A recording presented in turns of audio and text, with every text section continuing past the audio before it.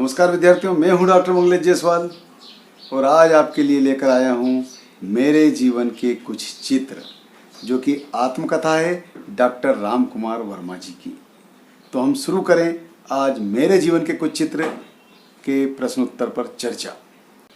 प्रश्न 1, बचपन में लेखक किस पात्र के अभिनय के विशेषज्ञ थे?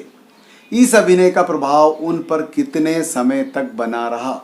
तो विद्यार्थियों, इसका उत्तर, बचपन से ही लेखक को कुश्ती लड़ने, नाटक करने, अभिनय करने और पढ़ने का बहुत शौक था। वैसे तो लेखक ने नाटकों में कई पात्रों का अभिनय किया, किंतु श्री कृष्ण का अभिनय करने में उन्हें दक्षता प्राप्त थी और वे उसके विशेषज्ञ माने जाते थे।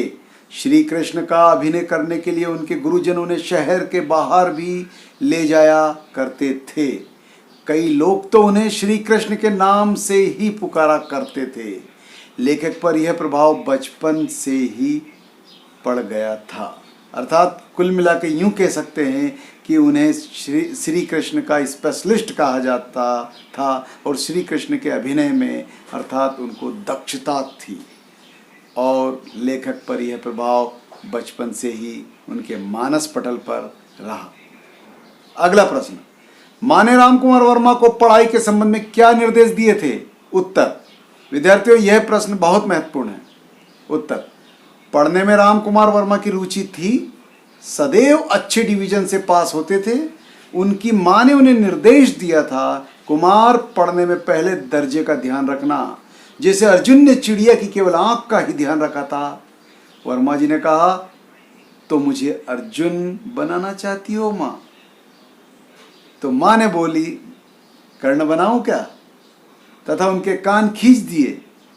वर्मा जी ने उनके निर्देशों का पालन किया और ताउम्र जब तक अध्ययन किया तब तक वो हमेशा प्रथम श्रेणी में ही पास होते रहे और एमए में उन्होंने प्रथम श्रेणी में सर्वप्रथम स्थान भी प्राप्त किया।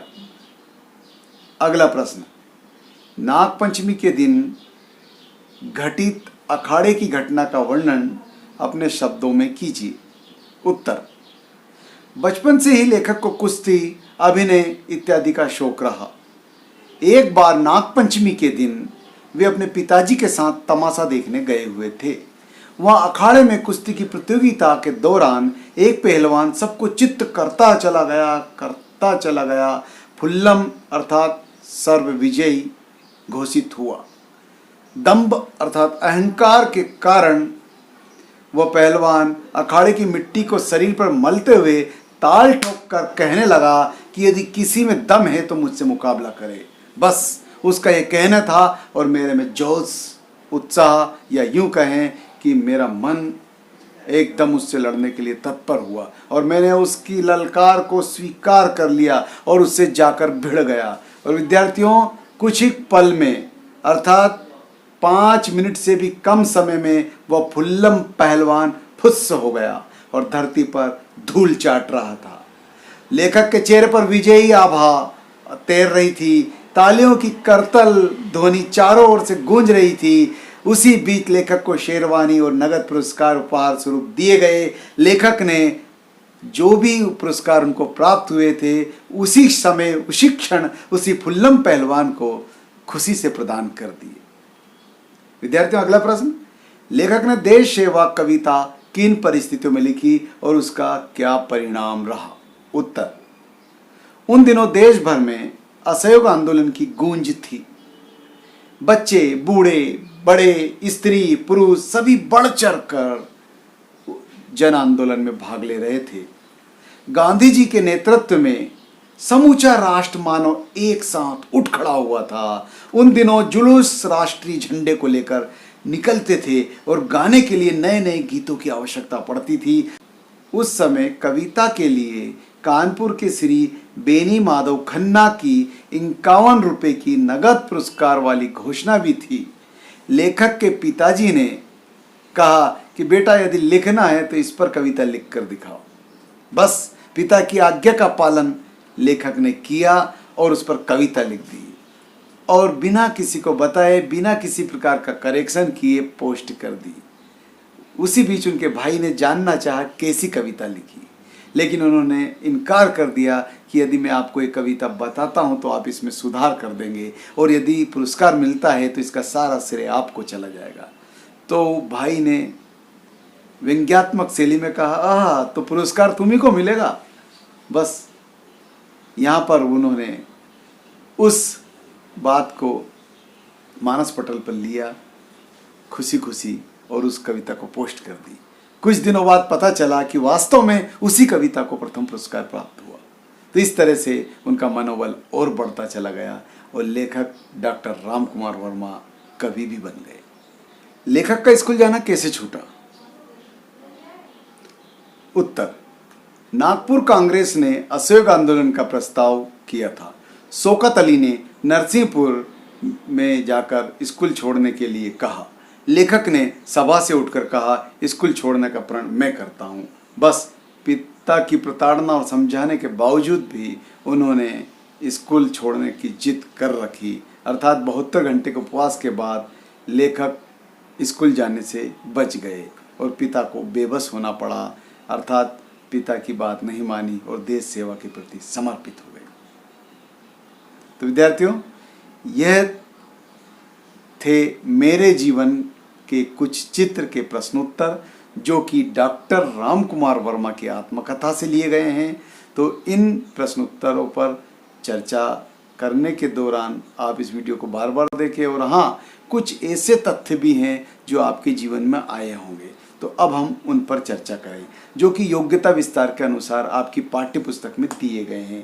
पहला प्रश्न उसमें यह है कि अपने बचपन के अनुभवों का स्मरण कीजिए और कुछ घटनाओं का उल्लेख करते हुए आत्मकथात्मक शैली में अपने कार्यों को लिखिए। तो विद्यार्थियों, इस प्रश्न को आपको स्वयं लिखना है। जब भी आप कहीं गए या आपके दिमाग में कोई सी इस तरह की घटना आ रही हो तो उसको आप लिखिए, क्योंकि ये आपका अपना अनुभव है, आपको स्वयं को लिखना होगा।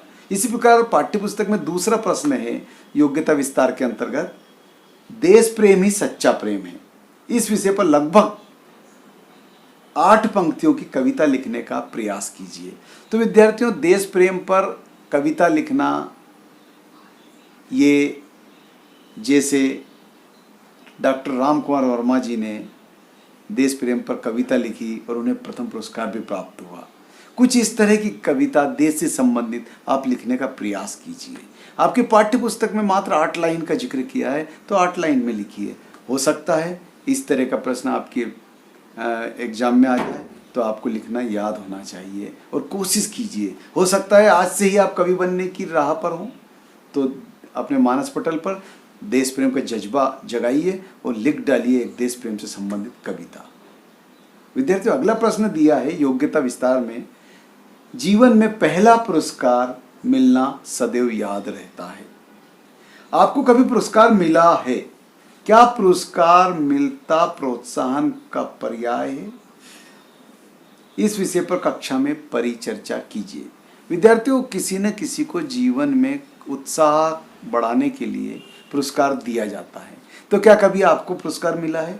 और मिला है तो उसका जिक्र यहाँ पर करना है चर्चा के दौरान।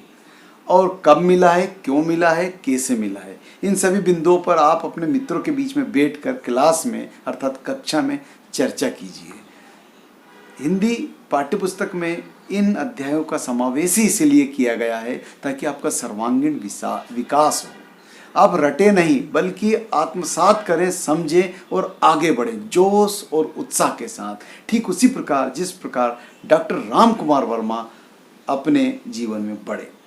मेरे जीवन के कुछ चित्र उनकी आत्मकथा है। तो विद्यार्थियों, ये चैप्टर यहाँ पर समाप्त हुआ। और हाँ, मेरे चैनल को सब्सक्राइब करना ना भूलें, बेल आइकन पर क्लिक करें, कमेंट्स भी लिखें, शेयर करें। और इसी के साथ धन्यवाद।